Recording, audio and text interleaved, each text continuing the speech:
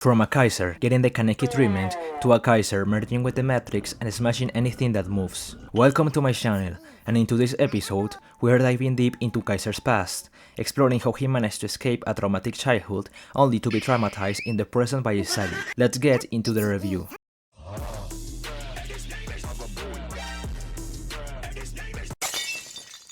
First up, we need to recap the last episode, where Kaiser totally lost his cool. He pulled out all the stops to score and avoid getting dethroned by Isagi, combining the Magnus effect with his Kaiser strike. Fortunately, it didn't pan out, and he ended up unleashing his inner beast. Alright, let's get to the current episode.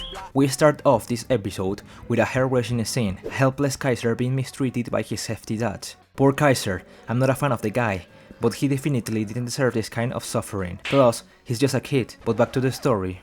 We learn about Kaiser's background. Turns out, Kaiser was an unwanted child. His parents didn't bring balloons to their 9th party. Man, that's rough, buddy. Kaiser's dad was a movie director, and his mom was the lead actress. His mom, not wanting him, abandoned him right after birth, leaving Kaiser alone with his dad. His dad, on the other hand, spiraled into depression after losing the love of his life, succumbing to gambling and alcohol, turning into a psychopath. Think My Chemical Romance, but more violent. And that is when Kaiser's dad started demanding that young Kaiser work. But with no real options, Kaiser turned to death.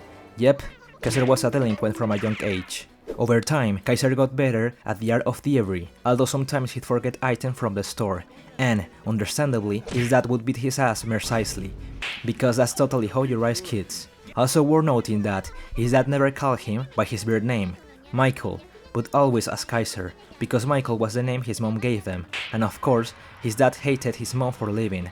Talk about holding a grudge. His dad constantly reminded Kaiser that he was a nobody, an abandoned child, unplanned and unwanted, less than human, even less than an animal. But despite all the abuse, that never stopped Kaiser. From a young age, he had the mentality of a Hokage. He had a childlike mentality, already thinking about cryptos and passive income. He was a total crypto bro. Just kidding. But seriously, Kaiser was fed up with his dad and wanted to be strong, to rise above and leave that dreadful place. Kaiser began saving money from the valuables he stole, planning for his future. Then, when he turned 12, he thought about buying something for himself, a football. But why a football? In his twist mind, shaped by his father's mistreatment, he saw the ball as fascinating. It doesn't feel pain, it flies when kicked, bounces back from walls, and no matter how many times you kick it, it always returns to you.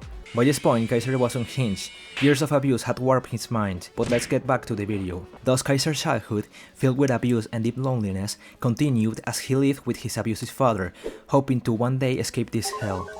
That same day, a jewelry store was robbed in the city, and since Kaiser was part of the city's criminal underworld, he was accused as an accomplice, though he hadn't taken part in this heist.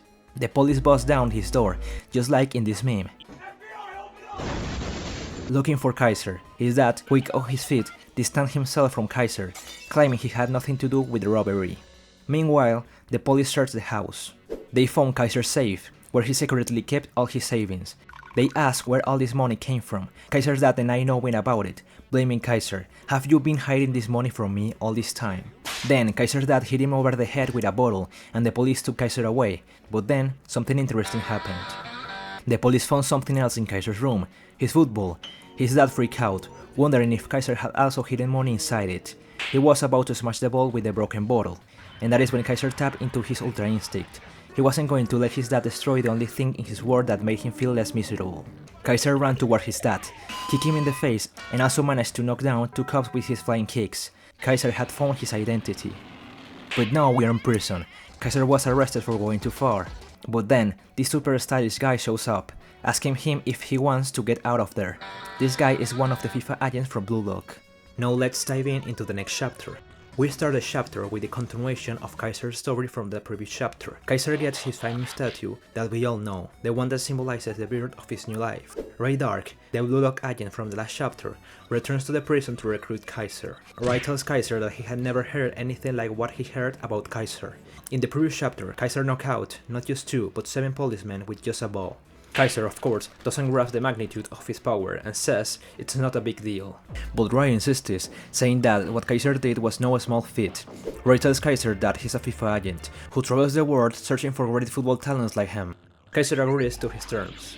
Rai takes Kaiser to the Bastard Munich youth club house, telling him that this will be his new home and that he'll have to pass a test.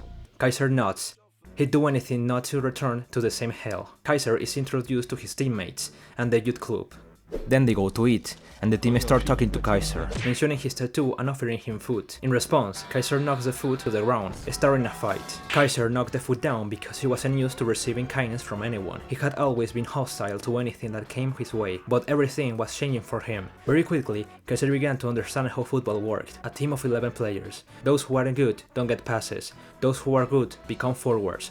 But to do that, you need to improve your unique skills and grow in solitude. At the same time, Kaiser realized that, to be the best, he needed a doc, someone who could make his place a reality. And he found one. One day, while observing the Bastard HQ, he saw him. Ness. Ness had good ball handling skills, could make great passes, and had great creativity. But more importantly, he was alone, and that's how they met. Kaiser started to understand the allure of football. Through victory, humans can be distorted. He found it fun, invading others' minds and deeply hurting them, with the one called Michael Kaiser. Kaiser thought that destroying others' dreams also meant giving birth to new ones. Every time Kaiser collected someone's despair, he felt more human. Kaiser is a total psychopath. Kaiser remembered his father, whom he hated.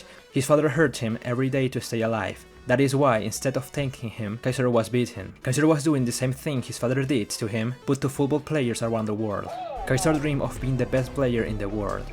And now we're back in the game. PSG starts with the ball. Ness intercepts the pass, gets it, and passes it to Kaiser. Kaiser thinks he won't fall again, but nothing could be further from the truth. Rin and Isagi intercept Kaiser. Rin calls Kaiser an idiot, and Isagi tells Kaiser not to stop. Kaiser thinks that everything he has achieved will be destroyed if he doesn't do something about it, and this is when Isagi makes his grand entrance to make things clear. Isagi tells Kaiser that the team no longer belongs to him, and to kneel before him. You damn clown. Noel Noah from the bench tells Kaiser to fight against his ego. Evolution is born only from adversity. And this is where the episode ends, but there are a few things to discuss.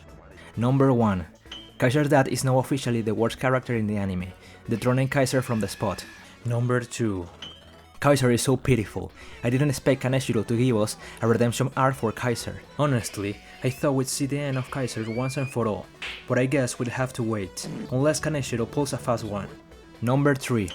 Kaiser's mom is fine as hell. Number 4. Now we understand the meaning behind Kaiser's torn rose tattoo. It was the only thing left of her once she left for good. Number 5. Now it's clear why Kaiser hates white rings, thanks to his dad.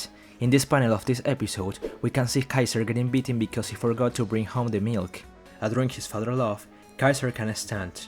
At the same time, we now know why Kaiser has those self-destructive behaviors as shown in earlier chapters, like in this panel, when Kaiser gets frustrated for not finding a way to stop Isagi. And that's all for today, folks. Check out my store for shirts with designs like this. Also, follow me on Instagram. Thanks for watching, and I'll see you the next time.